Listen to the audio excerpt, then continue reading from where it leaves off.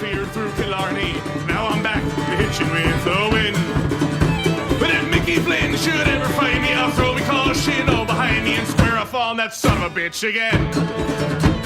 He cracked open a river too, he beat me Sunday through and through, danced a jig over my unconscious frame.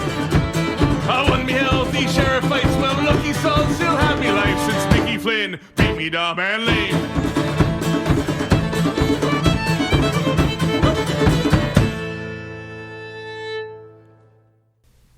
Hello and welcome to a very pissed off edition of Backyard Beers and Football. I'm your host, co-host, Shane. I'm joined as always by our always host, co-host, Rob, and our newly minted host, co-host, Steve. Rob, how you doing? Fucking miserable, man. Yeah, life's not great. Yeah, fucking miserable. After Sunday, that was bullshit. Sunday was not pleasurable, and Sunday was also not pleasurable for our resident Chiefs fans. Steve, how are you holding up? You didn't answer my text. Genuinely thought you killed yourself. Yeah, I just didn't want to talk to anyone. I couldn't. I was quite concerned for your well-being. May or may not have done a drive-by past your house. He's busy drowning in sorrows. Yeah. Strong possibility. Then the next day, texted you about Whiskey Ramble, which, by the way, if you guys don't listen to Whiskey Ramble, shameless plug, do so. You didn't answer that right away, and then I guess it was hours later. I was distracting myself from Mindhunter and trying to so good. Sober up. Have you watched Mindhunter, Rob? I actually have not yet. I'll have to check it out. Man, it is so good. So good. Much better than our Philadelphia Eagles, who lose to Kirk Cousins, which I just want to say, not that I'm proud of this one. I was very much so correct in my evaluation of Kirk Cousins and the way that he plays the Philadelphia Eagles. And that was very much murders wrong. us. That's correct. First time ever that he's beaten a above 500 Eagles team. He murders us regardless. We may beat Kirk Cousins. We may have beaten the Redskins.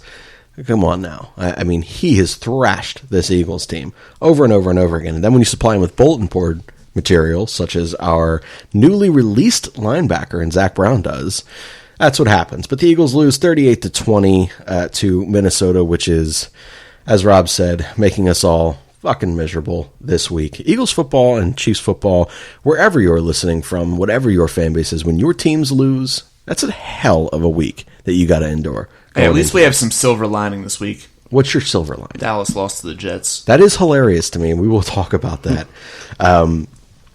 Let's start off with just several points from this Eagles game. First of all, Steve, did you watch a lot of this Philadelphia Eagles game or no? Yeah, kind of I was in a good position to watch the Chiefs right in front of me and then side-eye the Eagles, and they're both on pretty big TVs, so yeah. All right, good. So you have some stuff to contribute then. I mainly just saw Stephon Diggs being wide open and scoring. Over and over and over again? I'm trapped here. Trapped, yeah. Tiny studio space. Third mic, yeah. We will eventually sit here and figure out how to actually put everything in this office studio that makes it work, so that way recently surgically repaired knees don't have to be bending in ways that they can no longer do. So the first thing that we're going to talk about here is, and Steve, you mentioned it, Stephon Diggs burnt the secondary. Adam Thielen destroyed the secondary. Kirk Cousins trashed us. It was absurd. Cornerbacks or Jim Schwartz? A lot can be made about NFL teams. And first of all, cornerback is, I think at this point now, is there a more difficult position to play successfully and legally within your sport than cornerback? No, with all these stupid-ass penalties, and they're calling pass interference on damn near everything, except if you're a Vikings defensive back and you basically tackle Nelson Aguilar in the end zone. Yeah. That doesn't get called. But, yeah, it's getting increasingly tougher, and I think the issue with the Eagles is Jim Schwartz, because I think that the cornerbacks are talented. We saw it with Ron Darby when he was in Buffalo. We've seen it in spurts here in Philadelphia. We've seen it in spurts from basically everybody who's been out there from at one time or another. They have the talent to be good and be productive. They're just, the system, I just think it doesn't work for them. I'm a big proponent of the fact that I feel like that we play a system that is broken as well. And then I went back and I did some research and I did some digging. And with essentially the same pieces, right, for the most part, with the exception of some slot pieces moving in and out, obviously Patrick Robinson and things like that. This offense, while they give up yards, in terms of a scoring bit and from the passing standpoint, Super Bowl year, they were the fourth best defense in football. The year after that, they were the seventh best pass defense in football. Now, obviously, this year's a completely different story, but it's basically the same personnel with the same coordinator. So I'm not so sure that we can sit here and continue to say that it is Jim Schwartz. I think at a certain point, these multiple injuries to Darby is a concern. Not having a true slot cornerback right now. Obviously, the loss of Patrick Robertson's big. He was exceptional for us in his 1 year here. Cravon LeBlanc being on the IR, not great. Jalen Mills I can't believe we're talking about Jalen Mills as like a savior type of piece right now to the secondary, but he's obviously been out. Thank God he's back. And that's crazy to sit here and say. I mean, he just brings an element of swagger, I guess we'll say. Green hair.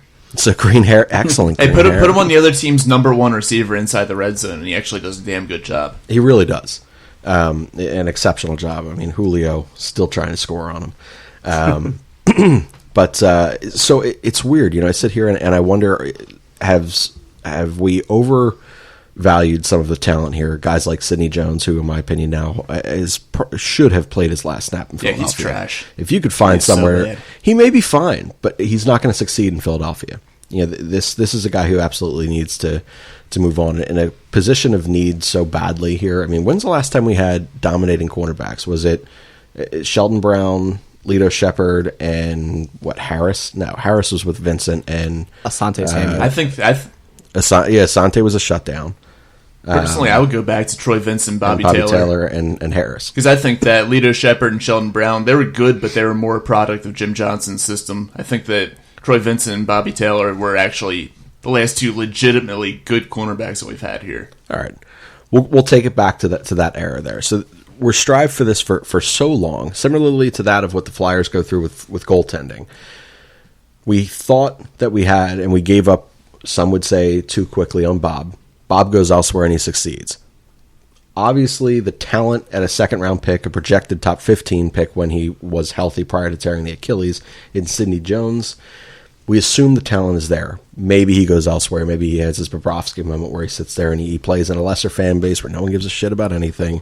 He can quietly succeed, get himself healthy, and work back on confidence, because confidence is absolutely gone. Did you guys see the interview with Malcolm Jenkins after the game? Yeah, he was calling him out. Not by name, but certainly you can infer and you can put two things together. And if he was not talking about Sidney Jones, I don't know how Sidney Jones sits there and watches that interview and says, man, he wasn't talking about me. He was talking about everybody else. I played fine. No, Sidney Jones knows he's been complete garbage this year. So he's a guy who needs a change of scenery for sure. So let me ask our Chiefs guy here. Would you want Sidney Jones and the talent that he is? Yes. Yeah? Yes, we need help. Desperately need help. Yeah. Who would you move off the outside for you right now? Because Brashad Breeland's fine. Probably Charvarius Ward. Probably slide some of those. Yes, you would. I just wanted you to say that on air because on one of the first Chiefs episodes, you stated your appreciation for him. Yes, and we still need an upgrade. Like, we're relying on Morris Claiborne. Yeah. It's not a good time. We can't stop the run, which shows that you can pass as well. It's just not a good time in the defense, and I am all aboard your fuck Steve Spagnuolo train. Yeah, told you. It's not. It doesn't work. Took 2 games in a row, so yeah. And at home, no less. That's absurd. That should never happen at Arrowhead. Yeah. So let's go to we'll go to a coach that recently played and beat your Pat Mahomes, Andy Reid Chiefs, and our former guy in Frank Reich and Doug Peterson. Rob, as our Eagles guy here, did we make the wrong decision in which guy was right to lead us at this point? 'Cause Frank Reich's a hell of a coach. Yeah, Frank Reich looks excellent. I still have faith in Doug to get this thing figured out. I still have faith in him to go out there and get this team back to the level that it's capable of playing at. But yeah, Frank Reich has done an excellent job out there in Indianapolis, especially after losing his star quarterback and having to play the season with Jacoby Brissett, who is better than Jimmy G. No. Yes. Yes. Absolutely not. Absolutely. But still, I mean, he's done a nice job this year, and playing with what essentially amounts to having Nick Foles as the Eagles quarterback at the end of the 2017 and end of last year. Frank Reich's done a really nice job out there, and it definitely is up for debate whether or not he would be a better coach of the Eagles than Doug Peterson has been. But right now, I still have faith in Doug. If you had to sit there and take the next coach of your Kansas City Chiefs, Steve, who would you have more faith in right now? Right now, it's Frank Reich, but Doug Peterson's won that Super Bowl. I just think they were a match made in heaven, and you're not going to be able to keep him around that long. So if you had an opportunity, of course, he's going to take Sure. it. It's a matter of replacing him well, and I just don't know if they did. Something Andy Reid has always struggled with in terms of replacing guys. And early in the Peterson era here, he has not shown the ability to replace guys with talent that we can, or at least talent that is noticeable. And I think the biggest thing is I don't know that Carson trusts anyone on that offense, both personnel, coach's room, anything. Carson Wentz certainly looks like he does not trust half of the people he's around, if not more than half, right? Carson, he goes out there and he looks like he thinks that he has to do everything all by himself. And It's painful. bless him, he's done a lot of it, but he can't catch the football. He can't, do a lot of these things that are necessary to win. He's done a great job doing what he needs to do, but his teammates around him, they've let him down. So we see it in Chiefs games with Steve. So obviously Tariq goes down, and then Watkins goes down, and your boy steps up after a ridiculous play at the 3-4 yard line, whatever it was 3 weeks ago. Byron Pringle. We see the depth of talent there and the faith and confidence that a quarterback like Patrick Mahomes and a coach like Andy Reid puts in their replacement level type of talent there. We haven't seen that from Carson Wentz, and we haven't seen that really from Doug Peterson. Matt Collins is targeted once a game, maybe. He doesn't have a catch. Zach Ertz is getting doubled, so he's basically ineffective this year. He's a ghost out there. They're not using Dallas Goedert to the level that they should if Ertz is going to be out there and covered like that. Our best receiver is Miles freaking Sanders, a kid who didn't catch the football in college. He's a running back for all of you first-time listeners, first-time football watchers. Absurd. Alshon Jeffrey, who is also clearly not at 100%. He's the only guy that's getting receiver that gets regular targets. Nelson Aguilar, confidence is clearly broke in that relationship between he and Carson.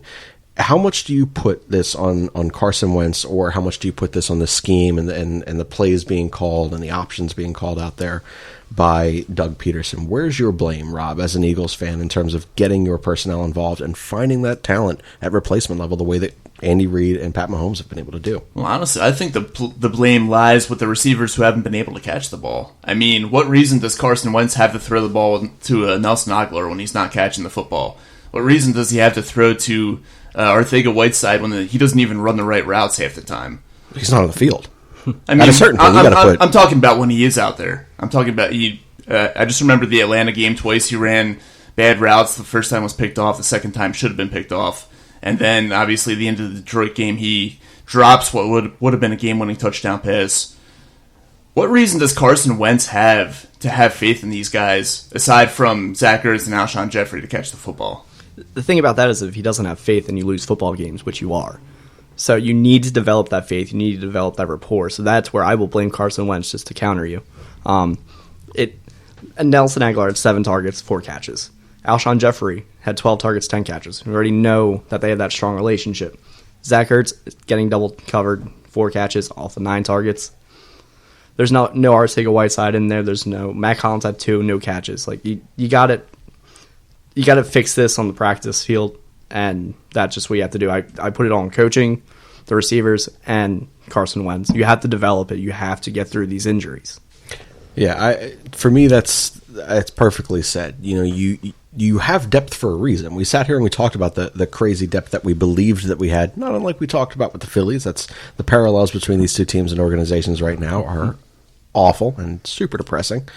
But then when you're tested and you need to rely on that depth, you end up seeing how thin you actually are. Arcega-Whiteside, a second-round pick, can't get on the football field.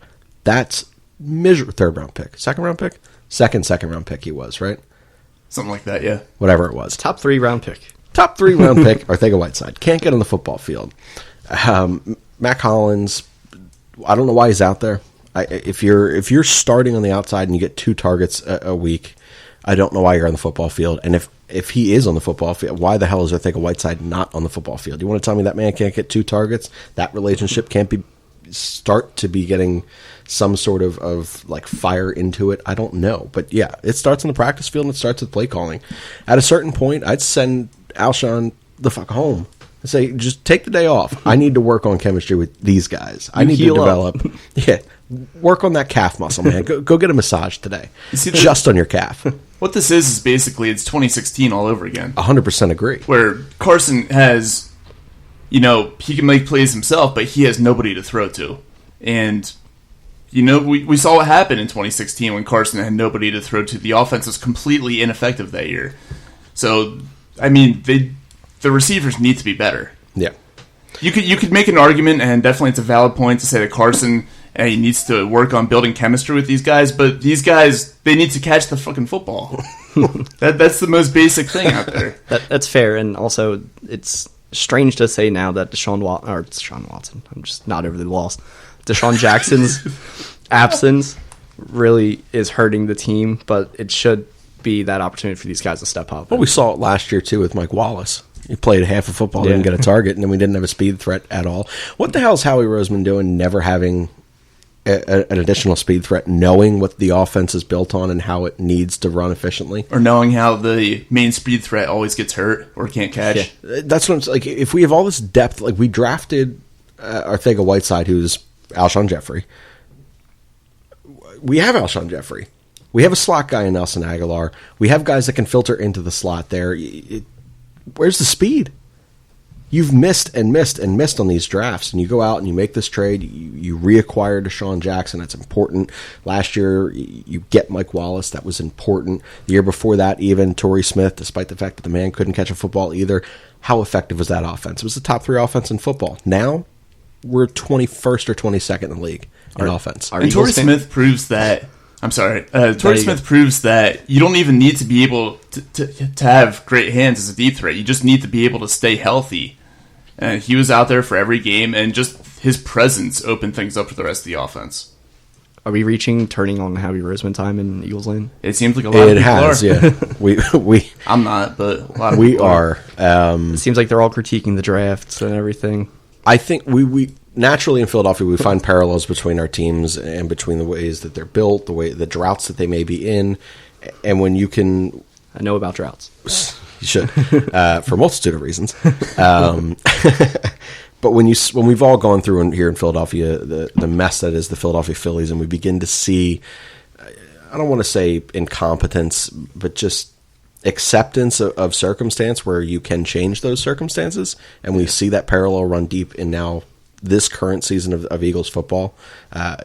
It's bad. The Phillies have drafted poorly forever. The Eagles have drafted poorly for a long freaking time.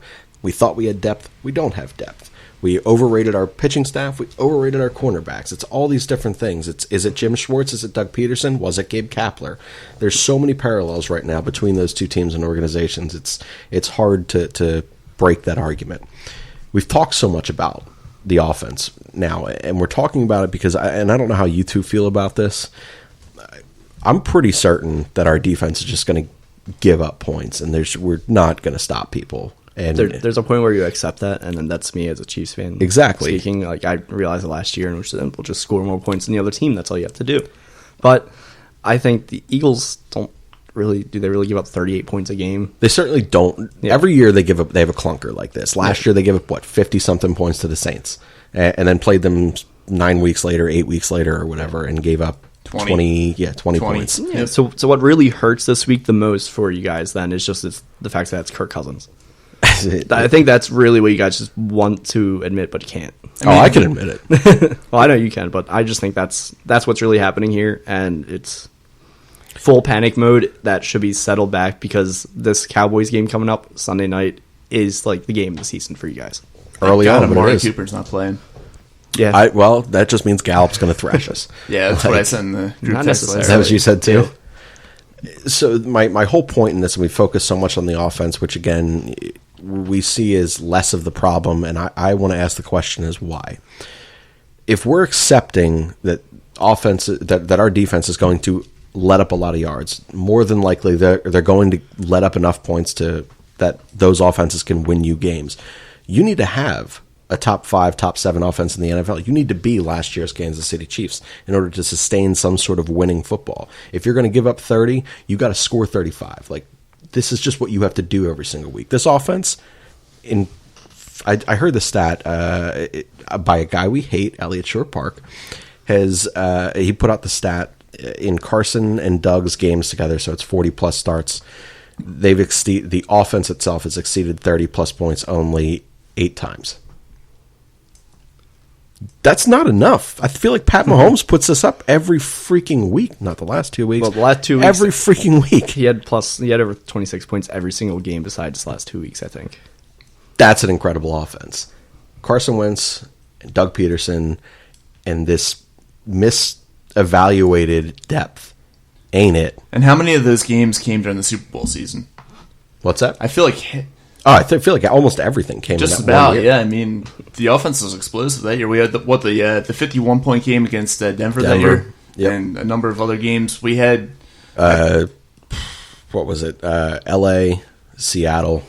Trying to think what else I know offhand that season. I feel like at least 5 or 6 of them came from that season. Now we had the Bears, we had San Francisco, Arizona, scored 30-plus in all those games. Yeah. Season But opener it's only against the Redskins. offensively found that it was 30 points. Regardless, the offense right now is bad. At a certain point, we have got to call this out. And people call out Doug's play calling in a weekly thing. There is no creativity, but I think it's more of there is no trust, and there's no building or bonding in of a relationship there between coordinators and coach, between coordinators, coach, and players, between quarterback and his receivers and players. It's a mess right now.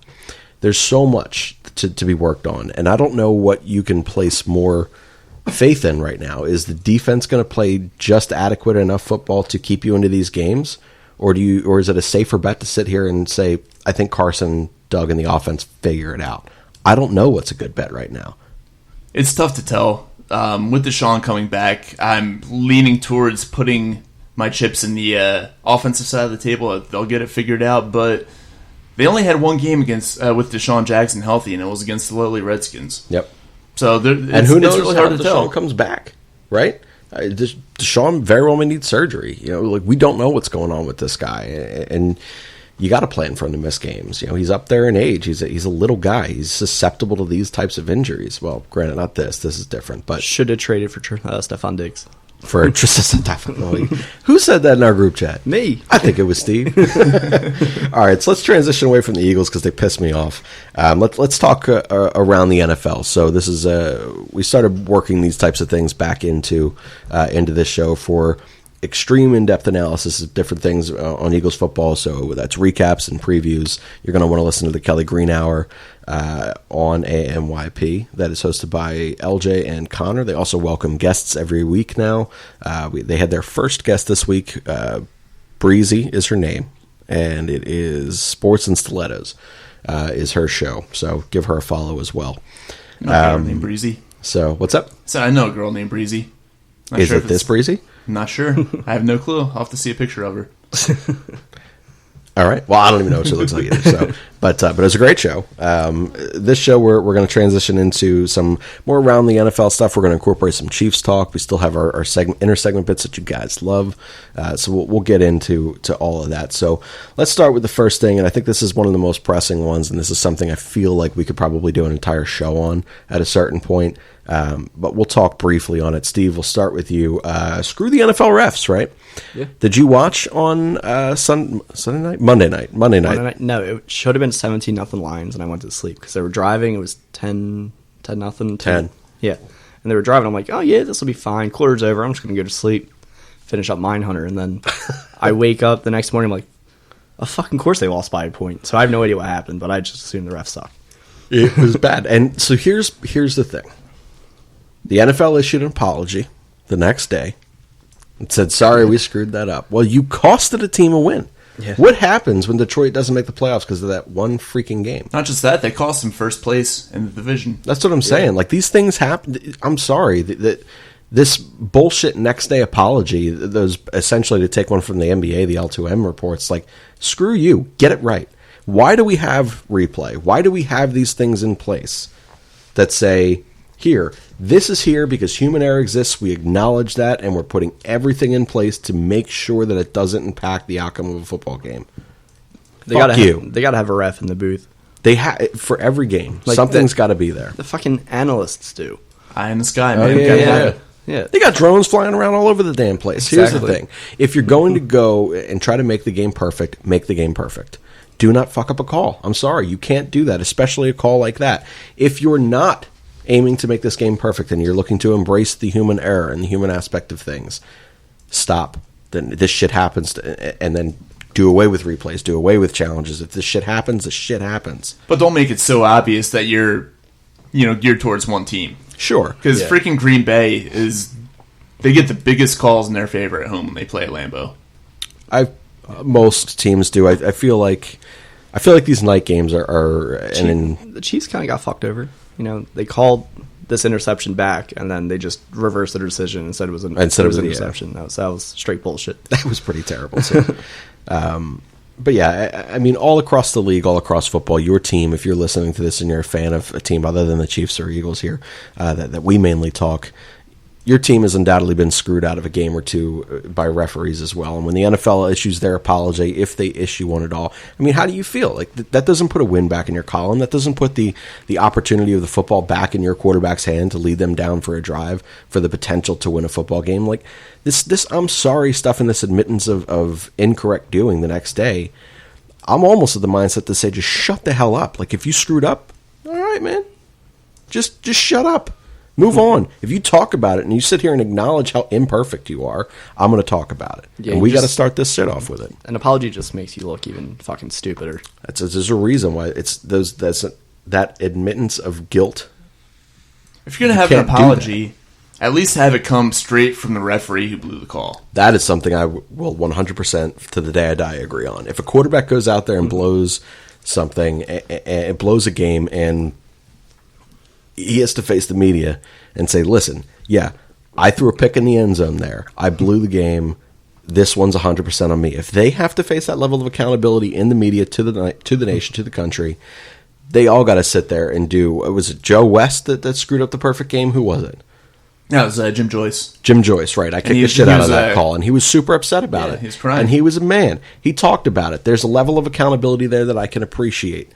I can appreciate these refs who sit there and get to just sit behind, let the NFL speak for them and say, yeah, they fucked up. That is what it is. That guy, no one knows this guy's name right now. Yeah, also knowing that you might have to go in front of a press and everything, national television, and admit, I fucked up. Yeah, they're not going to fuck up. Yeah, not great. Yeah, both of those hands to the face calls, by the way, against the same player, Trey Flowers. Yep. Both bullshit. Both times he was getting up underneath the shoulder pads and pushed the shoulder pads up into the face mask area.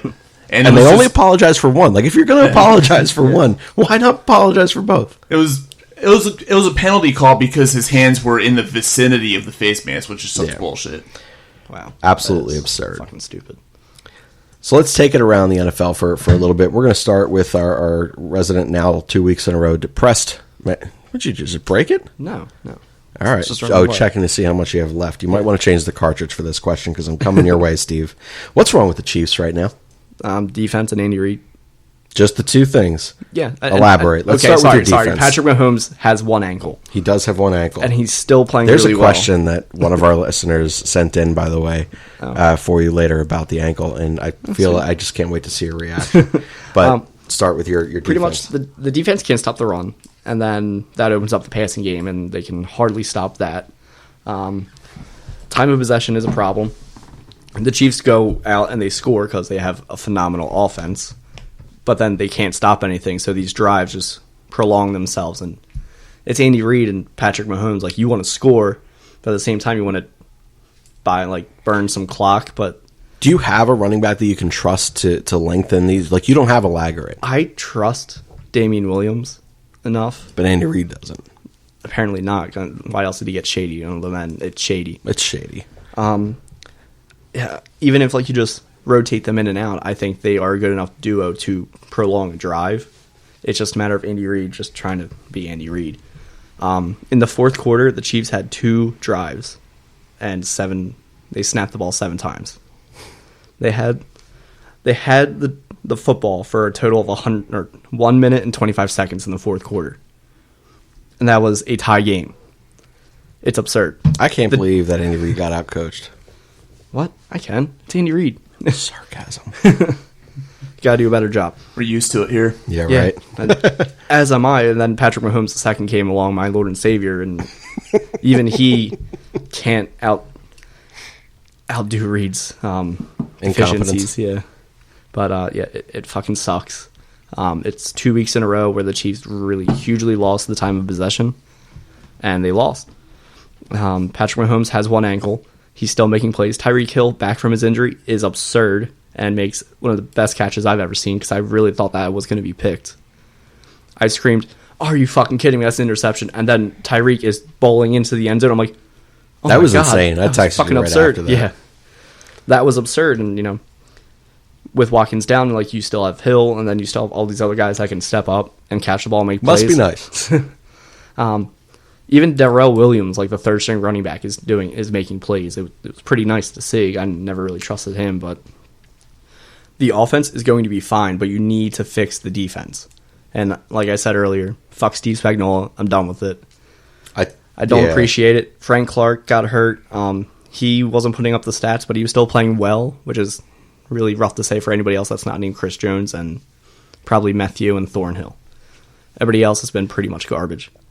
Scheme or personnel? 80%, 75% scheme, 25% personnel. Would you have? Well, all right. Well, I'll ask that one later because I'm only thinking of this right now. Would I rather have Bob Sutton? Maybe. Really? Yeah, I just flip-flopped already. It took 6 games. That's impressive. Yeah. All right. Teams at least bend, don't break in a way. This is just bend for 15 minutes and then break. I do think, and not unlike what it's like for Rob and I right now, because we talk about it on a lot of different Eagles shows. We talk about it a lot just throughout Eagles games. It's hard when you don't get those quote-unquote like shutdown innings and shutdown stops, right? So when you're talking Eagles football and the offense finally goes out there and puts up points, and almost assuredly the defense comes out there and says, no problem, we'll let them take it right back. Force a turnover, something?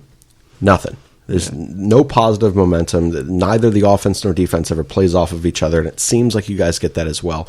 And a lot of it is that second half. The defense, first, you're getting down in games for the Eagles' perspective. You guys are in games in your first half, which is the difference here. Well, Patrick Mahomes II threw 116 yards in the first drive. He threw for 116 yards in that first drive. Brilliant. Penalties. What do you guys have, like a 17-3 lead or something like that? Yes. Yeah. And then defense happened by not happening. When you can't sustain drives and when you can't sustain any type of momentum, your defense gets burnt the hell out. I do think that Spagnuolo's defense can work with the appropriate personnel and with an offense that's really methodical. Yeah. Like if you had the depth that you had and you didn't have the injuries that the Chiefs have right now. The Chiefs win that game if Patrick Mahomes has 2 ankles. I'm even talking about the defensive side of the football, but yeah, sure, that too. It's just Spags and that defense can't work with an offense that says, I'm going to score in 3.5 plays. Yeah. And then we're going to turn this back over and we're going to put the defense on the field for 43 minutes a game. It doesn't work. The offensive plays after the first quarter, which was the Chiefs leading 17-3, the Chiefs had 28 plays and the Texans had 67. So that's absurd. It's unreal. It's just brutal. So let's transition over to the Texans now, because this is something that for me, I can't put my finger on. Is there a team in sports, you could go NFL, you can go NHL, MLB, NBA, I really don't care. You can go soccer for all I give a damn. Is there a team that's more difficult to understand than the freaking Texans? Well, we'll talk about parlays later on in this, but they fuck up my parlay every week because I never know what to expect screw up from them. mine. Yeah, I refuse Chargers to are touch any guilty as Chargers well. game. But yeah, the Texans are. You never know what to expect. I mean, they went out there and I was paying attention to their game against the Falcons the other weekend, which they ended up covering the spread. They ended up scoring like 50 some odd points in that game, but it was so back and forth. There were points where in the fourth quarter it looked like they were going to lose, and then it looked like they were pulling away again, and then it looked like they were going to lose again, and then they have the Panthers beat them, and the Panthers playing with a backup quarterback. I play with a starting quarterback. Yes. Well, now they are. Cam has a bunch of suitors. Cam Newton does not have a job But still, anymore. His job is backup. At that point, nobody is taking the Panthers seriously, and they lost to the Panthers at home, which a team like the Texans, with the amount of talent that they have, should not be doing. Tell me how many games Kyle Allen has lost as a starting quarterback 0. in the NFL. Yes. 0. He's a starting quarterback. But Starting he should have quarterback. lost to the Texans because the Texans are still a better team. I don't know. Talent-wise, Yes, they are. yes. But this is perfect for Ron Rivera and the GM because they can cut Cam Newton, Save improve the other money. ways. Yeah. Yep.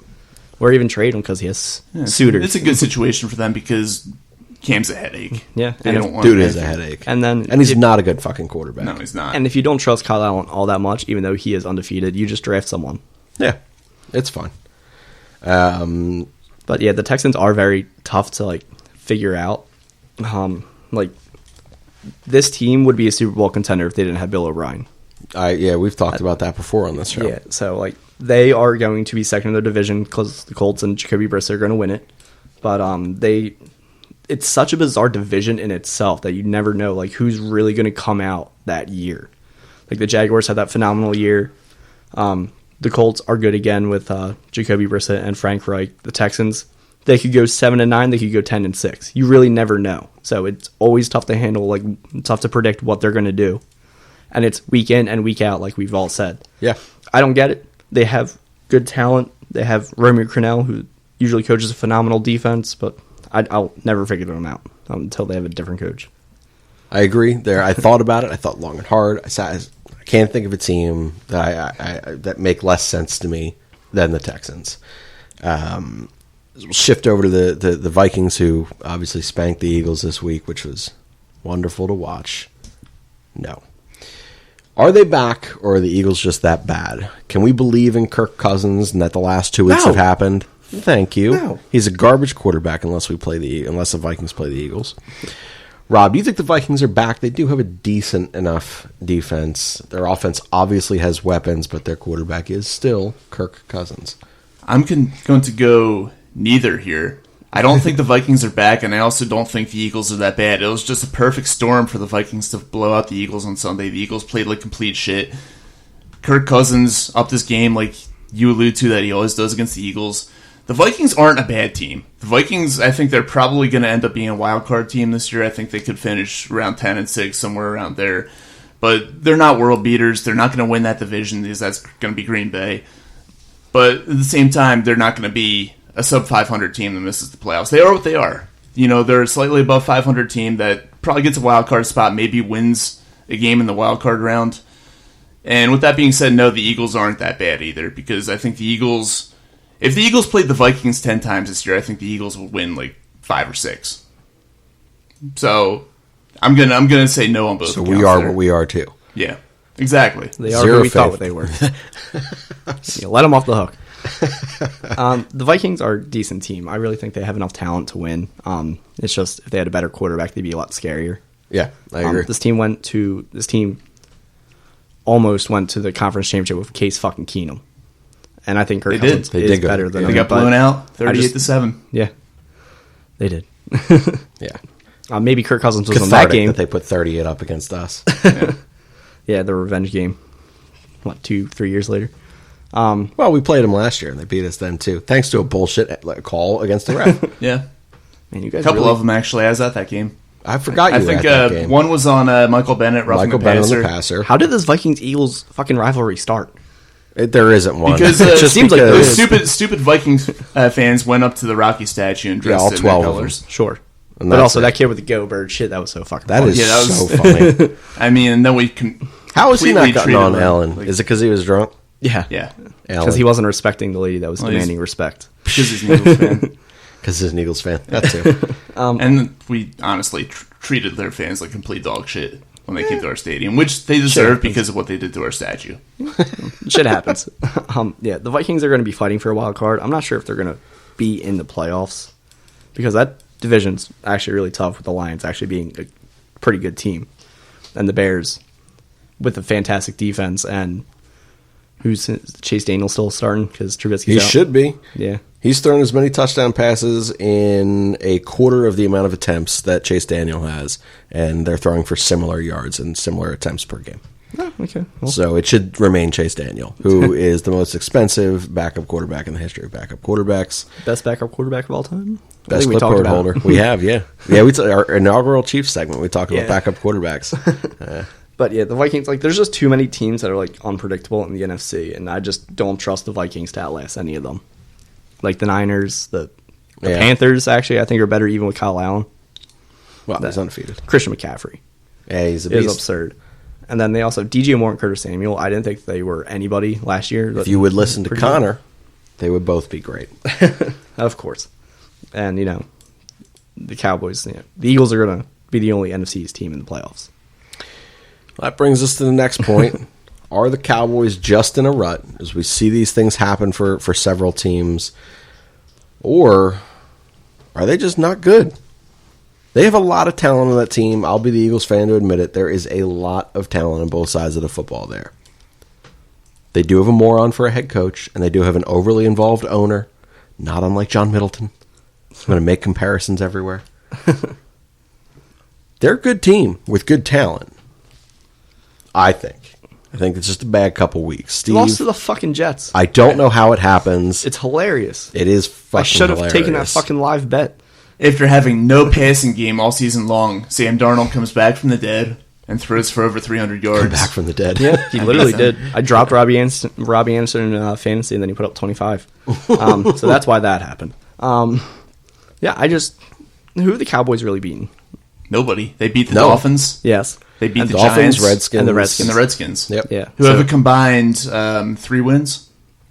The Giants have Yeah. 2 and the Redskins have 1. Yep. Giants have 2 wins. That is factual. Yeah. Right. Danny Dimes there. That's right. And the Redskins' only win was over the Dolphins. Over the Dolphins. Yeah. By right. 1 point. Yeah. So, the Cowboys, so they'll at least have 2 more wins this year. I don't know, do they play the Bengals? I can't take them seriously yet. Sure, they look good, but against really fucking shit teams. Yeah. So, overall, I do like how their offense looks with Kellen Moore running it, and that guy is going to be He's the not head coach. calling the plays anymore. He's going to be the head coach next year. He might be the interim. Jason Garrett's a free agent. It, Ooh, Jason Garrett might be the Redskins head coach. I might have to take back my Steve take of Marvin Lewis. I feel like Jason Garrett and Dan Snyder are a match made in heaven. Exactly. Yeah, they'll never win anything ever. Perpetual 8-8 forever. No, perpetual 4-12 forever with Dan Snyder as the owner. That's true. We got to take that into consideration. All right. Quickly on the last couple before we get into our intersegment bits here. Steve, you've already mentioned it on the one, so on Cam, but I'll ask you on Nick Foles. When Nick Foles come back, is it the end of Minshew magic? I think it is, but then you seriously think about next year. Yeah. Because they're not winning games, and Gardner Minshew has been fumbling the ball too much. Mm-hmm. Other than that, he's played pretty well. But turnovers are key, and I just think they go back to Foles, and this will be the picture-perfect Nick Foles comes back and leads the team. You've also got to take into account the dollar amount for Nick Foles. Yeah, I agree. I mean, that's a big thing because Minshew's on a rookie contract. He's not making a whole lot of money. I think he's like $500,000 this year or something like He's that. got to be making the minimum. He's a sixth Sixth round round pick. pick. Yeah, it's minimum, whatever. I think it's like 475, Yeah, 500 yeah. grand, I something think like that's that.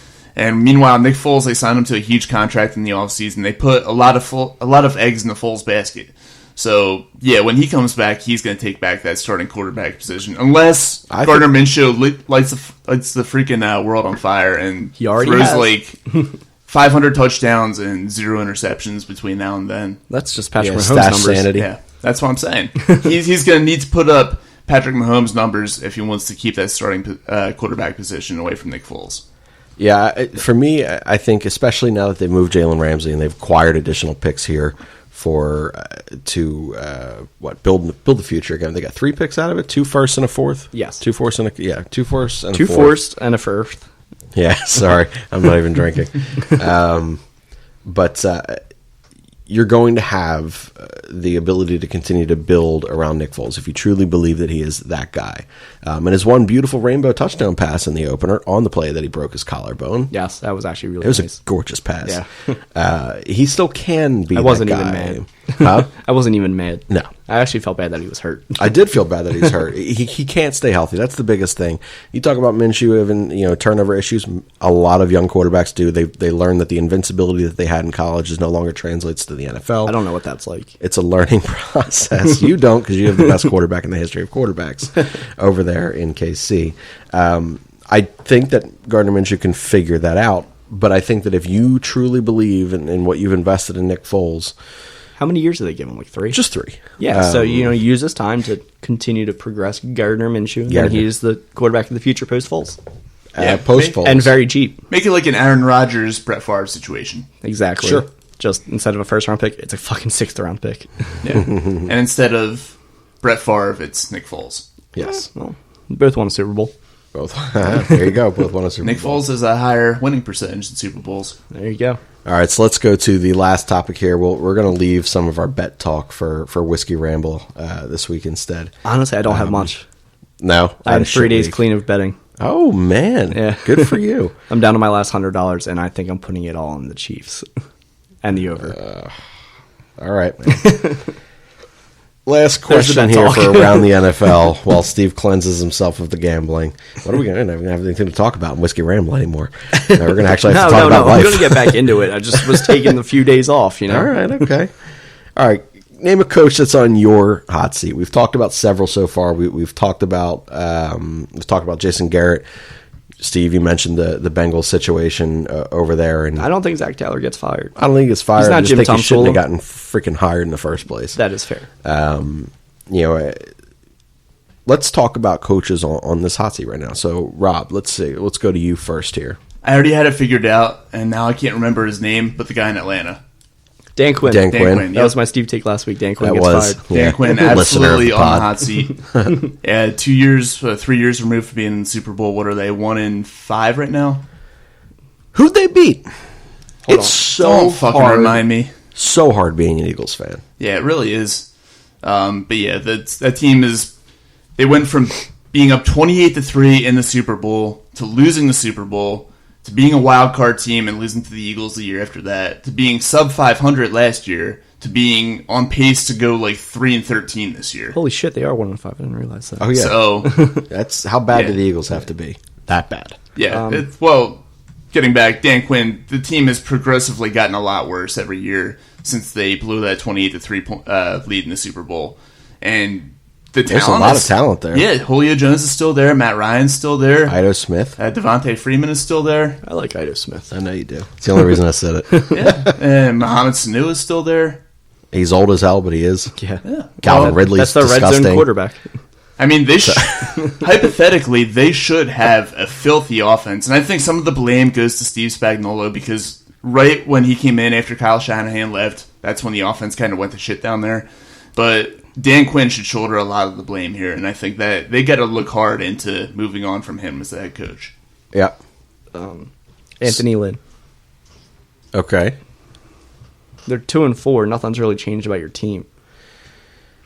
I think that's fair. You can't Isn't that blame- exactly what, what's the one receiver, Malcolm Floyd? I forget the We're going back. Malcolm Floyd. No, I forget the name of the receiver, but someone literally said it's the same shit every week. One of the Chargers receivers. Probably Mike Williams or Keenan I think it Allen. was Mike Williams, yeah. Yeah.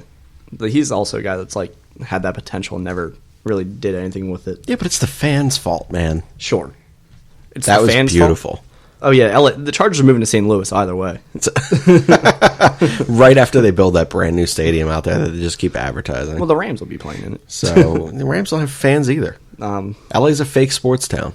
This is true. They're literally building that stadium for the Super Bowl, and the Rams going to leave like 5 years later. I agree. Yeah. Here's the cheating on the hot seat. Bill Callahan. But no, Jason Garrett is not going to return as coach for the for the Cowboys. I don't know. It is the Cowboys, and it is Jerry Jones, and they're kind of married to each other. They are His the contract's up, though. His contract's up. Yep. That so doesn't mean he's not- anything. Yeah, I guess Dak has a contract up as well. So, touche. So yeah, I'll stick with Anthony Lynn. Anthony Lynn. All right. Let's roll into our inner segment bits here. First one is Lane Johnson's Groundhog Advice column. So for all of you new listeners, this is where we give you guys advice. You guys write in. Every week I now pick the best one that was submitted. If nothing was or has been submitted to us, then I just find one from a previous week. This week we did have several sent in. I took the best one, and again, it's a little bit longer, and I have to read it, and eventually I'm going to make these guys do it instead, because I have a problem reading. But Lane Johnson's Groundhog Advice column, number 1 for this week. All right. I love the new Around the NFL bit that you guys have been doing, or at least that you did last week, and it kind of goes hand in hand with my question. I'm from a military family. Thanks for your service. And growing up, we moved a lot. My family is my father, my mother, me, and my 4 siblings. Only me and my mom root that's for... a big family. Right? Jesus. Busy parents. Must be Irish Catholic of sorts. Only me and my mom root for the Eagles. First of all, you're right with everything else in life. And make sure that gets passed down the bloodlines. For years anyway. She is from New Jersey, so his mom's from New Jersey. And by the time I was old enough to form alliances to any type of a football team, she was the only one that was home, so naturally I took hold of that. My dad is a Seahawks fan, despite us never spending 1 second in Seattle. So your dad's a fake human, and he should probably go. Yeah, that hurts. That hurts me. One should hurt you. My one brother is a Browns fan, I think mainly because it's the new cool thing to do. So your one brother's an idiot. I like He the must Browns like too. misery. So misery's... Is he a newly minted Browns fan, or has he been around the block a few times? Has he I seen said Tim Couch? it's a new obsession, so I can't imagine that he can go quarterbacks much further than Baker. Maybe it started with Colt McCoy. They should have started with Colt McCoy, greatest Browns quarterback in the history of Browns quarterbacks. You have an unhealthy obsession. I will die on that hill, and I admit that I'm very wrong, but whatever. My oldest sister loves the Cardinals, but it's where she spent most of her time growing up, or most of her years growing up, so I do kind of understand that. My middle sister, who is arguably the biggest sports fan and football fan out of all of us, so the rest of the guys want to know if she's available, is a Cowboys fan who hates everything about the Cowboys. That's actually brilliant. Excommunicator. That's actually funny. I think that makes you a genuine Cowboys fan. If you're a real Cowboys fan and you hate everything about the Cowboys right now, I think that's pretty accurate. Still, excommunicator. She got into football at the tail end of the last time that Dallas was truly relevant. And then my youngest sister... Is that 20 years ago? So I mid-90s. guess. Yeah. And my youngest sister isn't too much of a sports fan, but she does go to school in Georgia, so she's a Falcons fan. It's bizarre having everyone home for the holidays, and almost every argument we have is over sports. My advice I need, and it's more of a question, is how do I handle a Dallas fan this week, and how much blame can I put on my parents for not pushing the correct fandom of Midnight Green onto all of my siblings? I already answered this question. First of all, excommunicate the Cowboys fan, and second of all, Eagles over everything, because the Eagles are better. Maybe not on the field, but if you're gonna surround yourself in the misery of the Cardinals, the Browns, the Falcons, not the Seahawks. The Seahawks are fine. They have Russell Wilson. They're gonna live forever. But he's a fake fan, so that doesn't matter. But if you're gonna surround yourself with 3 fan bases or 3 organizations like that, you're already in misery. You might as well come and watch Eagles football. We supply the same thing. You've got 2 Eagles fans there and one of everything else, so they're the majority Eagles fans. Well, who's won the most in recent memory out of all those teams? I think the Eagles have. Super Bowl. Well, yeah. Eagles and Seahawks, huh? Well, Seahawks was Seahawks 6 had a years more ago. sustained level of win Yeah. for a longer amount of time. They didn't win the Super Bowl. What? They won a Super Bowl. That's what I'm saying. They had a longer 2013. sustained win. Yeah. And then they went back the next year, and Pete Carroll happened. Yeah. No Marshawn Lynch. Yeah. I love that episode of the league. By the way, this whole situation reminds me of that NFL commercial that was up a couple of years ago, where everybody in the family roots for a different team, and they're like, it's like a Christmas commercial where you have to buy jerseys and stuff like that. Was it this family? So it may have been. It probably Who knows? was. Yeah. But yeah, the easiest thing is just saying Philadelphia is a great culture, and they are winning. They've won more recently, and they continue to at least compete. And also, fuck everyone who's not an Eagles fan. Hey, man. Sorry, Steve. And Chiefs fans. We welcome. It's an extension of Philadelphia fandom at this point with Andy Reid over there, because the stress. Reid. See, the stress that he faces, it carries with him throughout the rest of the week. Every week, he's an Eagle, basically. Pretty much, yeah. So, So my biggest advice to you is the fact that if you're all going to surround yourself in misery anyway, you might as well all wear Philadelphia Eagles green. Misery loves company. And we got a lot of it here in Philadelphia. So that was this week's Lane Johnson's Groundhog Advice column of the week. So I got a question in at one point, saying, when are they going to get funny again? And my answer is, when you guys write shit that's funny. If you're asking me for serious advice, like, we're going to give you semi-serious advice. So be entertaining, and that bit will be more entertaining for you to listen to. That's my biggest advice. I can thing sarcastically there. respond to all these questions. We can sarcastic. That's what we I were can doing do that. originally. I can sarcasm. You can. It's basically your language. It is. All right, so we're going to roll into the WhatsApp mailbag bit. This is questions that people text into us or email into us or we find on our Twitter, things like that. I took 7 of them. We do have a handful of Chiefs questions here from one of our listeners, so Sweet. that's cool. We'll give those ones to Steve. But first one in. And this person, I wanted to slap with everything in me. So thank you so much for your question, listener. Can we stop calling Carson Wentz elite? Elite quarterbacks overcome the deficiencies on their roster, staff, and organization. Carson can't overcome anything. Maybe he should just go be a pastor. Read the article I just put out a couple weeks ago. Please. Does it just say receivers catch the damn ball? That's it, over and over It probably, again. it probably should, but it actually had a lot of fact-based stuff in it. And a chance for self-promotion here. Go read my article. Shameless and that'll plugs. answer the question for you. And by the way, fuck you for saying Carson's not elite. Carson isn't elite yet. Yeah, he is. This is a Mahomes-Wentz league next year, but he needs to get his shit together with his Carson's elite. Depth. with his depth. So I think he is very, very good. He is right underneath elite. He's itching there. He's scratching away. He's almost there. You can almost poke his head through, but he's not quite there yet. And I love Carson Wentz. He needs to prove himself with this lack of depth. I agree. He definitely needs to be willing to form a relationship and a trust with the receivers not named Deshaun Jackson, Alshon Jeffrey, and Zach Ertz. Like at a certain point, it's their job to catch the football when you put it near them. All you can do is throw a good pass. And you know what? If your completion percentage is 35 points at the end of that night, You'll see it in drops. You will see it in drops. You'll see it in missed route runs. And we're smart. Man, it's fun to say we're a smart fan base, but we're really not. Philadelphia is just dumb. Those of us who are smart here in Philadelphia will sit there and we will take a look at the valuation of that game. We'll be like, you know what? This was good. Carson was fine. This one's not on him. But you got to be willing to throw the football. But my argument here is the fact that, yeah, he may not be elite, but how many quarterbacks are overcoming deficiencies in rosters not named Russell Wilson? Not a whole Mahomes lot. missed 2 receivers and he still had a good game. And Pat Mahomes is the MVP of the fucking league. Tom Brady. No, he always has talent around him. Who? Besides Julian Edelman. Julian Edelman, Chris Hogan. Chris Hogan's not even on the Chris team Hogan's anymore. not here now, but over the last 3 years, 2 years, I guess he was only there for 2 years. There's nobody on that team right now that he's making a star.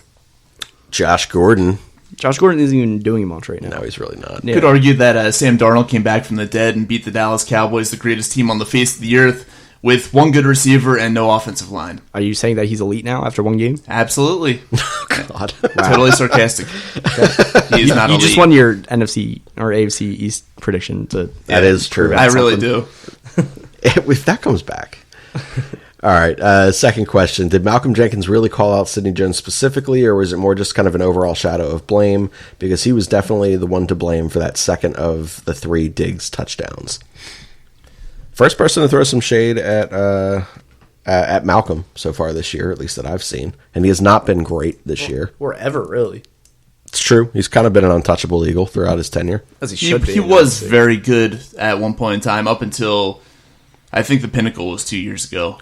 And then last year I started to see a drop off, and then this year that drop off has continued. But yeah, I think that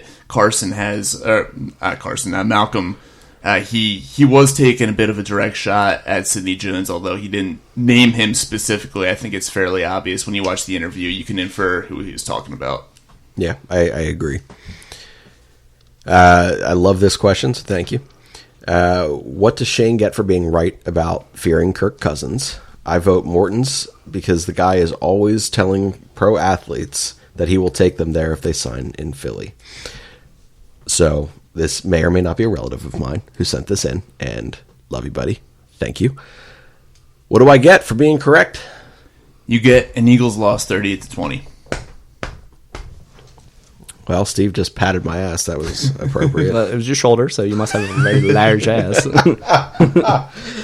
Oh, man, booty taps, man. Thanks. I appreciate it. All right, we're not getting anything here for being right. The only thing I want is to be incredibly wrong when I sit there and say that Kirk Cousins was going to trash the Eagles. But funny, regardless. Here's your one of your 2 Chiefs questions that came in. Chiefs fan here. Would you, and this is absurd to me, Sorry, man. I know who you are, but it's absurd. Would you consider benching Mahomes for a week or two to let his a week or two to fully let his ankle heal in hopes that he will be 100% for a late season push? Or do you think that we can't afford to take him off the field for even one snap? You can afford to take him off the field for one snap. But no, you can't bench him unless like it's absolutely like terrifyingly serious. You're just asking for a loss if you bench Patrick Mahomes to heal up with his offensive linemen, because they are garbage outside of Mitchell Schwartz. Like everybody else is just terrible. I want this person to stand back, look up at the sky, and feel this rain that's happening right now and think, Matt Moore is starting a game for the Kansas City Chiefs. Matt Moore's fine. He would die for a team. 5 but years still, ago. Yeah. He would die for a team, and that's fair. I love that. It appreciates that. Yeah, but how can you not? No, with this defense, you need Patrick Mahomes even on one ankle. Remember what happened last time you guys had a guy named Matt as your quarterback? Don't remind me of Matt Castle. Don't bring that up. Don't put that evil on me. Talking about greatest backup quarterbacks of all time. Got to throw that name in there. Yeah. I think you don't. Yeah, I don't think you do, because he did absolutely nothing after his Chiefs starting role. All right, we got 3 more questions that came in. Can someone explain to me why Rasul Douglas was matched up on Stephon Diggs? The guy cannot run. Diggs is a fast and efficient route runner. Like, I know we have no one else, but that was just dumb. Stop playing sides and start having corners follow assignments that best utilize their skill sets. Well, first of all, none of our corners could cover any of their receivers. It wouldn't fucking matter. Like, sure, Sidney Jones has more speed, but he's a terrible corner. Like, Rasul Douglas, if there's a shot that he can jam him at the line, that's basically the only shot we got, right? Pretty much, yeah. Like, I'm sorry. What are you saying? Can you think of anything else, Stu? What happened? My only thing is, if Ron Darby was healthy, I think that Ron Darby is on for Stephon sure. Diggs. Wait. So that's an issue in and of itself right there. Yeah, the guys who were healthy, Rasul Douglas had played the best out of that group throughout most of the season, so that's the thinking right there, is that he was the best bet to stick on him. I guess. What are you laughing at over there, Steve? Fucking Fletcher Cox fucked some dude's girlfriend, and he crashed his car into Fletcher Cox's house. That's a thing that happened. Wait, I knew about the first half of that story like a while ago. Fletcher Cox missed practice today because he was involved in a situation with a woman who was in a relationship. The boyfriend came to Cox's home and crashed his car into it, fled, and is still at large. So that's why Fletcher Cox was not Fletcher in practice. Cox, flexing Cox.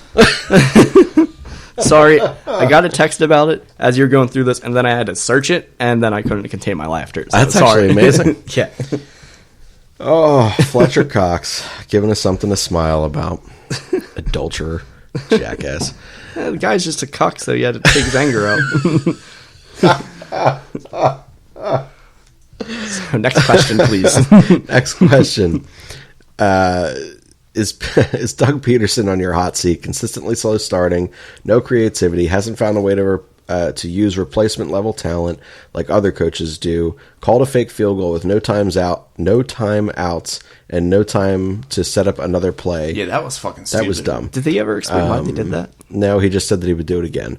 Argumentative and short What with the the media, fuck? and stupidly guaranteed a win in Dallas. You cut Zach Brown because he makes dumb comments, and he sucked. Why not Doug, who sucks and also makes dumb comments? There's too much to agree with in that, but like Philadelphia really fucking is. Eagles, man. These fans. they are This guy brutal. won you Man. a They're fucking ruthless. Super Bowl. He won you a Super Bowl. You gave Andy Reid how many fucking years without a Super Bowl? Right. And you want to cut Doug after 2 fucking years? Get the fuck your shit together. Oh my god. You fire the offensive line, you think about a defense coordinator change, but you keep this guy who got you the fucking Super Bowl you guys have always fucking wanted. Jesus Christ. Thank you for all the extra passion from the Chiefs fan coming to our Doug man. Peterson. Yeah. Rob, you want to add anything to that I do. soliloquy there? The seat is getting warmer. Yeah, that was one of the stupidest things ever to call the fake field goal. And then his explanation for it the other day was one of the most baffling things I've ever heard in my life.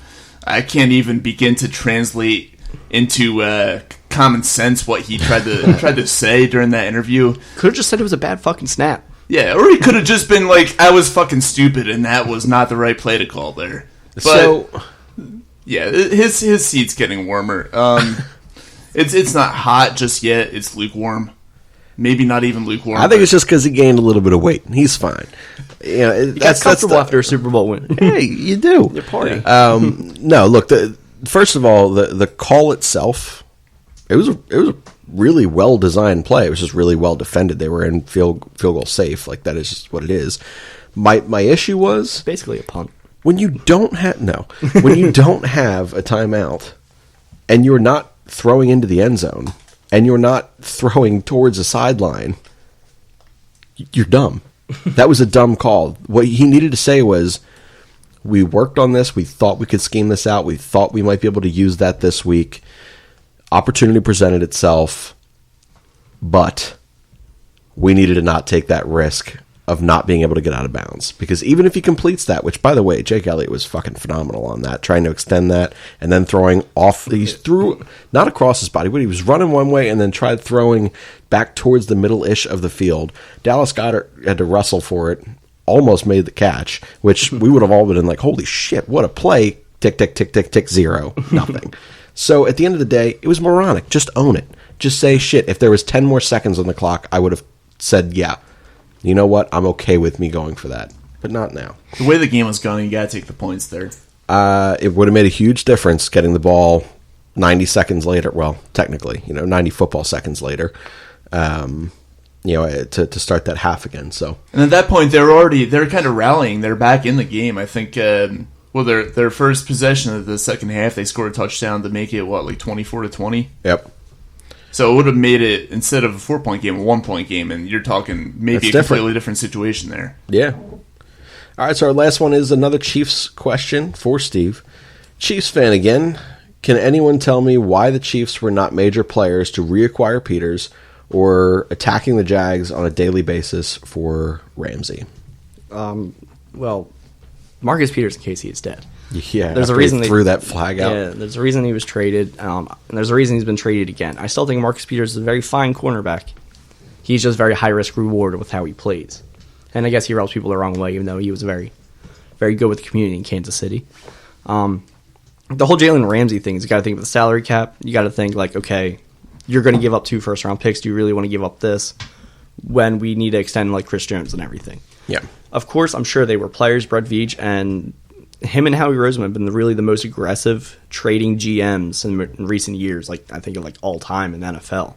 Maybe. Yeah, deadlines really are nothing in the NFL until the last 3 years. So it kind of needs to be because he can't draft. Yeah, true. That's fair. But Brett Veach is he has been aggressive and he's made moves. So I'm pretty sure that he was there constantly trying to get Jalen Ramsey. But the price would have been higher for a more successful football team at this moment of the season, or at least when the trade happened. Yeah. And then in the conference, and then also you got more from the Rams, but you would have asked for more from the Chiefs. So that's why that happened. And there's other players out there like Chris Harris. That's not coming here. The Broncos aren't trading him here. There's not much they can do unless other rumors come out. Sidney Jones. I would take Sidney Jones. I would give him a chance. That really speaks to the situation over there if you would take Sidney Jones. All right, that man was a phenomenal in college, Yeah. and then he had a devastating injury, and I just don't know if he can get back up to speed quite yet. But I think I'll agree with Shane. He just needs a breath of fresh air. Yep. Nah, I'm going to disagree. I just think he's not that good. That's because you're an It's one- asshole. That's it's so one- set in your opinion. It's one of those situations where... come on. How many times do you see it where a guy's great in college, it just doesn't translate to the NFL? Rondane. All the time. Okay, All the time. And I think that's the case with Sidney Jones. I think the injury is playing a major factor. I think the injury, and I think the city of Philadelphia. Yes. This is a tough place to not be good in. How many times has a player done well in college, not done well for his first team, and then excelled? It's true. I'd say, it does happen. I'm not going to deny that, but I think it's Yeah. far more likely that he's just not cut out for the NFL. That's just me Mental personally. makeup is certainly a suspect right now, to say the least. All right. We will, let's see. Let's not do, no, you know what, fuck it, we'll do this one anyway. We'll go with night game prop bets. So each of us, let's all right, Steve, you could take Sunday night. Rob, take Monday night. Let's go with a player prop bet that you would 100% make. You're not going to give Steve the Chiefs game tomorrow night? No. I gotta pull up Sugar House because I don't know. Some things are like so absurd and pay out high. Like Brandon Bolden getting a touchdown last week. It was an easy $5 to win some money. All right, while you're searching in your Sugar House, Rob, what are you going to go with for a prop bet for your Monday night football game? Can I just make one up, or do I have to go with one that's actually out there somewhere? Well, the intention was to go with one that was where you could give the actual numbers, but if you're both not logged into accounts, that's probably fair. So why don't you just say a player that you project to whatever? I was gonna say I'll get the Patriots at the Jets on Monday night, and I'm gonna say the Patriots score at least 2 defensive or special teams touchdowns. It's probably minus money right now.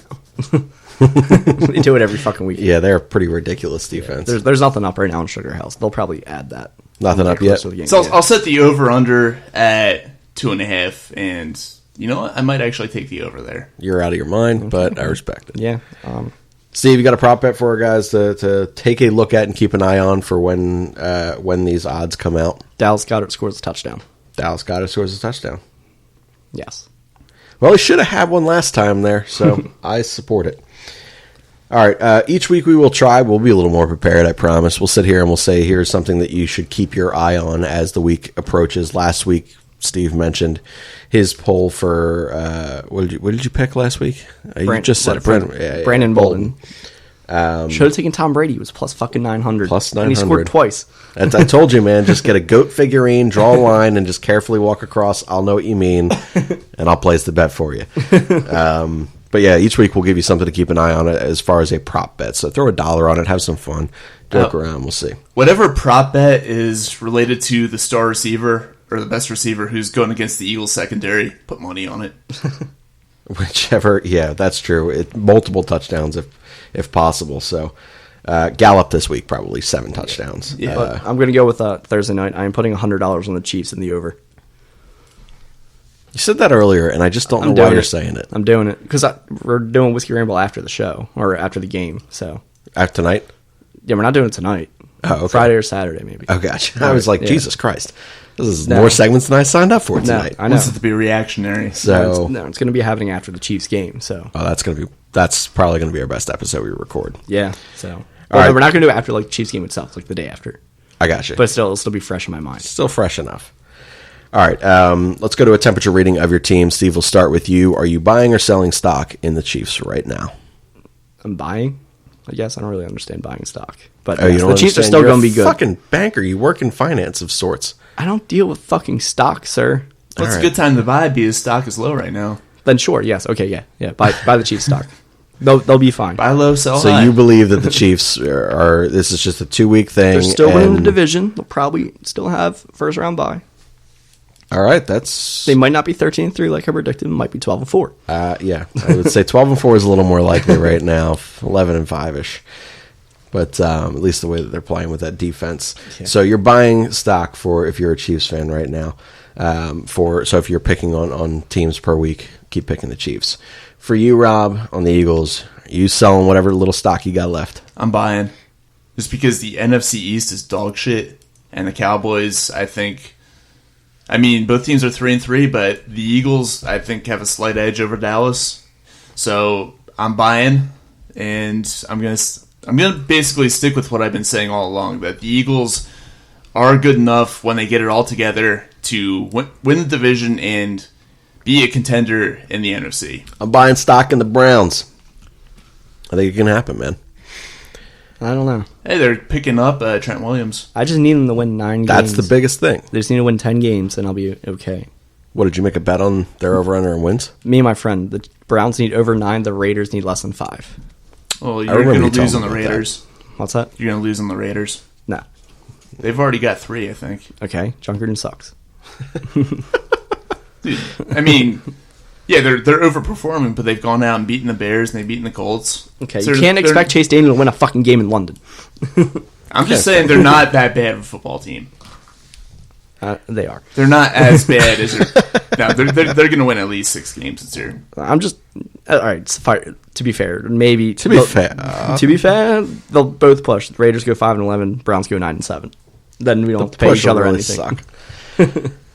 All right, so each week we will buy or sell our stock on either our teams or teams around the NFL that you should then continue to pay attention to as the season approaches the midway point. So we're going to wrap this one up. We're going to go to a drink of the week. Last week we went fairly underwhelming. I think we went with, what did you go last week? Miller Lite? You went with but you went with a lot of it, and that's why we gave you the extra point. And then Steve went with Tellermerdue because some random 21-year-old kid, he was improving his life. And so Steve recommended shots of Tellermerdue. He bought me a shot last night at the bar. Same kid. Yeah. That's impressive. All right. Brought all those young kids there, too. And I'm all like, those young kids. Ruining my bar. Doing it on a weeknight, too. Yeah, I Got it know. all down. That's it. Steve has made an impression on this young man. So let's start with Rob, since Rob is the original creator of the Rate the Drink here on Backyard Beers and Football. Rob, what should our people go with this week? I'm going to go with one that's appropriate, not only because the Eagles are playing them, but also because they lost to the Jets. Dallas sucks. It's a beer that's made by a brewer called Weyerbacher. It's not that strong. It's only 4.5%. It is very good.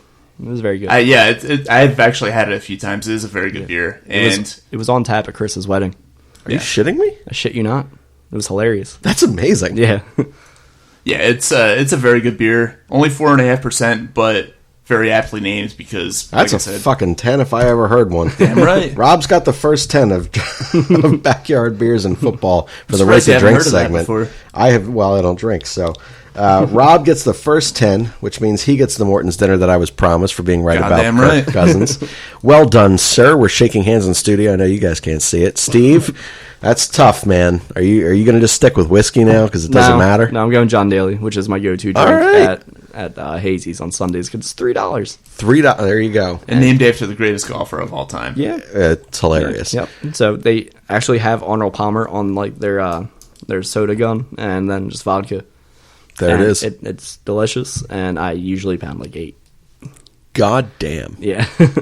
All right, man. Well, because of the quantity that you consume as well, this is a competing week here. You're getting a 9.7. Really? I thought like you were it. just went with the 8 because I had 8. So, no. I appreciate the fact that you didn't die.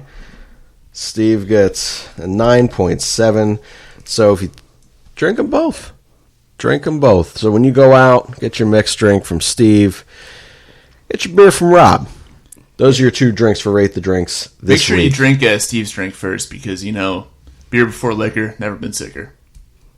Yeah, sure. Never had that problem. But Well, you're an alcoholic. You're a professional. Yeah, just get that half gallon or that gallon of Arnold Palmer and then some vodka and you're set. There it is. I will keep that on hand in the studio from now on in case we're ever short on whiskey. It's the only time I drink vodka. That's it. Yeah. There you go. All right, that's going to wrap stuff up. You guys have any final thoughts before we sign it out? I'm still, like I said, I'm just going to reiterate the fact that I'm still buying the Eagles. Okay. I'm still going to let the season play out. I think that they're a good football team. They just got to get healthy. You're more positive than I am. Fuck Steve Spagnuolo. I agree, sir. My final thought is that you should all go to Just Food for all of your food needs. Just Food, 215-794-FOOD, 215-794-3663. Treat yourself. Take it home. Visit our guy over there, Asian Rob, at one of their 2 in-store locations. Get something delicious, which means you can get literally anything on their menu because it is all freaking delicious. Just Food, 215-794-FOOD, 215-794-3663. Treat yourself. Take it home. Be sure to also rate and review the pod on Apple Podcasts, Stitcher, Spreaker, Spotify, SoundCloud, Google Play, iHeartRadio, wherever you're listening to podcasts, wherever you listen to this show. Make sure that you subscribe to it and leave us a rating. Let us know how we're doing. If there's something that you want discussed on the pod or answered on the pod, feel free to leave it in the review section there. You can also reach us on Twitter at ANY Podcast. You can reach me, the host of this show, or the host, co-host of this show, Shane_Mead. You can reach the other 2 host, co-hosts. You can reach Rob, there we go, at radio_Rob, and Steve at Schmitty324. That's going to be it for Backyard Beers and Football. We will see you again next week for a hopefully much more positive episode when we kick the shit out of Dallas. A fighting man I used to be, revered and feared through Killarney. Now I'm back to hitching with the wind. But if Mickey Flynn should ever find me, I'll throw me caution all behind me and square off on that son of a bitch again. He cracked open a river too, he beat me Sunday through and through, and such over my unconscious frame. I won me healthy sheriff fights, well lucky son, still have me life since Mickey Flynn beat me dumb and lame.